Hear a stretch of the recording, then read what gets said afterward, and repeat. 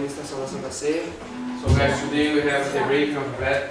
Então eu queria que vocês orassem agora comigo, So would you ask you guys to pray with me now para a gente celebrar for us to celebrate a morte de Cristo.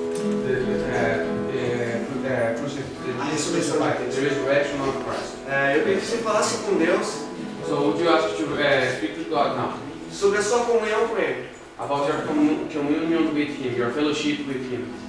Queria que você se abrisse com Deus. Would you ask to open for Him Amém? Enquanto o pessoal do louvor vai louvar. while they worship you, we praise Him. Amém? Dá benções. Amen. E só Deus pode permitir que você participe da ceia, Just God can allow you or not to participate of the breaking of the bread. porque o Espírito Santo é um cara.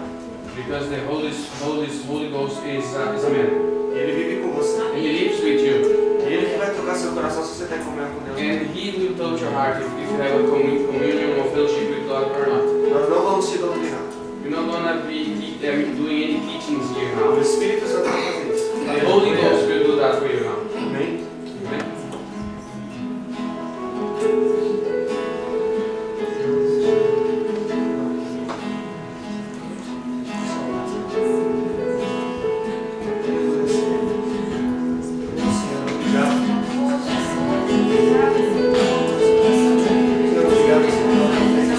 Senhor, que palavra que o Senhor ministrou essa manhã até agora, Senhor. Senhor, guia os nossos caminhos. Ah, Senhor, que seria de nós sem a tua